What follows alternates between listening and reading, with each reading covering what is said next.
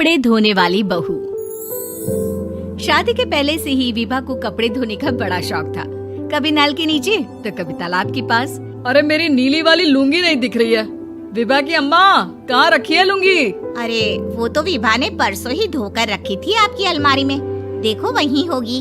वो ना मैंने आज धो दी, मुझे लगा कि गंदी हो गई होगी। अरे कैसे गंदी हो गई थी, उसे तो मैंने पहना भी नहीं। हे भगवान, इस लड़की के कपड़े धोने की आदत से परेशान हो गया हूँ मैं। जितना तो घर में राशन नहीं आता उससे कहीं ज्यादा डिटर्जेंट पाउडर का खर्चा है। इसकी शादी करवा दो, शादी जाए अपने घर में ही करे काम, फिर चाहे घर के कपड़े धोने हो या पूरे गांव के। हाँ ठीक बोल रही हूँ, देखता हूँ मैं कोई लड़का। वो दिन भी आ जाता है जब विभा को देखने लड़के वाले आ जाते हैं। लड़की मुझे अच्छी लगी। होने वाली सास कहती है, बेटी अगर कुछ पूछना है तो पूछ लो। वैसे तो हमारी लड़की बहुत ही शर्मीली है, जो बोल दो वो मान लेती है, इसे क्या पूछना होगा। अरे कैसी बात कर रही हो माँ, मुझे इन लोगों के घर रहना है, सवाल तो कई है। हाँ हाँ बेटा पूछ लो ना, क्या पूछना है। आप लोगों के घर कपड़े कौन धोता है? सास का मुंह बन जाता है। देखो अगर तुम ये कहना चाहती हो कि तुम्हें कपड़े धोने नहीं आते तो सुन लो, कपड़े मैं ही धोती हूँ, लेकिन तुम्हारे आ जाने के बाद मैं रुमाल तक नहीं धोऊंगी। अरे चुप रहना भाग्यवान, बहू बेचारी घर आई नहीं, उसे डराना शुरू कर दिया। वो क्या है ना बिटिया, अभी तक तो ये कल्लू की माँ ही धोती थी, लेकिन अब तुम्हारे पापा तो दहेज में वॉशिंग मशीन देंगे ही। तभी विभा की माँ बोल पड़ती है, सवाल भी पूछा तो क्या। वैसे भाई साहब, मशीन की तो फिर भी कपड़े धोने की कैपेसिटी होती है। मतलब जो बिटिया दे रहे हैं ना विभा, इसे कपड़े धोने का बहुत शौक है। ये आप लोगों के क्या आस पड़ोस गांव मोहल्ले सबके कपड़े धो दे और उफ तक ना करे।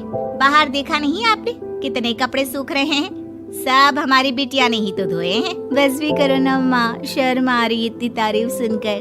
और तो और एक दाग निकाल कर दिखाओ तो मान जाऊँ। हाँ अच्छा माफ करना बेटा, मैंने गलत समझा।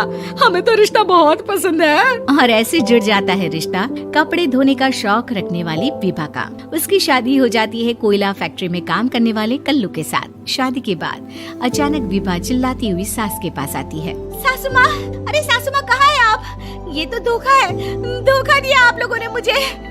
इसे ससुर के चक्कर के बारे में पता चल गया। अरे तो उसमें तुझे क्यों धोखा मिला है? अरे नल में पानी नहीं आता, कपड़े कैसे कब धुलेंगे?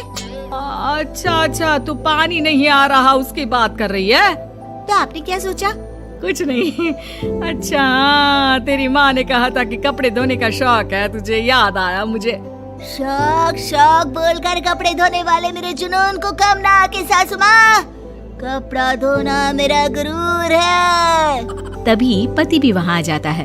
अभी मैंने इसे सनी देओल की फिल्म दिखाई है, उसी के डायलॉग मार रही है माँ। अच्छा सुन, साफ साफ बता रही हूँ, पानी सुबह 4 से 6 और शाम को 10 से 12 आता है, समझी? विभा टाइमिंग सुनकर हैरान हो जाती है। ये क्या भूतों का मोहल्ला है? सुबह 4 बजे उठकर कौन कपड़े धोता है? 4 बजे टंकी में पानी जाता है, फिर सारा दिन धोना ना, किसने मना किया?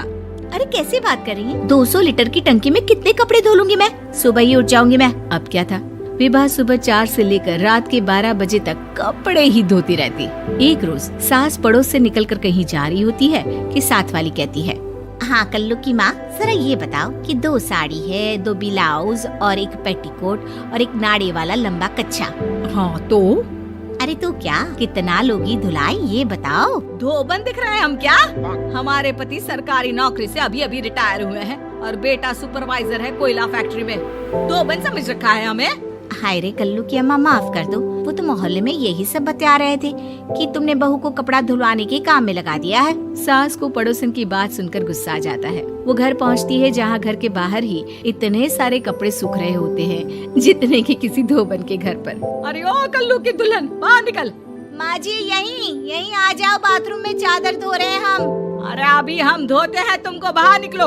ये आस पड़ोस वाले बोल रहे हैं कि हम बहू से कपड़े धुलवा कर उसे कपड़ा धोने वाली बना दिए हैं। अरे छोड़ो ना माँ जी, किन लोगों की बातों में आती हो?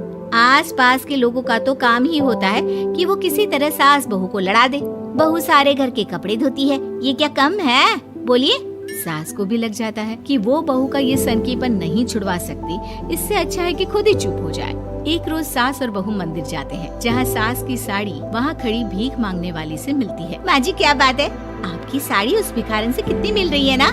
हाँ हाँ देखो तो दोनों की साड़ी मिल रही है। क्या बात है कल्लू की अम्मा, तुम खुद को तो अफसर की बीवी बताती हो और ऐसी सिंपल सी प्लेन साड़ी पहनकर घूमती हो। सिंपल और प्लेन नहीं है ये साड़ी। तो क्या सोने के धागे से फूल बने हैं? कुछ भी सासू माँ, कुछ भी। हाँ बने थे इस साड़ी में सोने के धागे से फूल। मेरे पति लेकर आए थे मद्रास से स्पेशली मेरे लिए 10,000 की।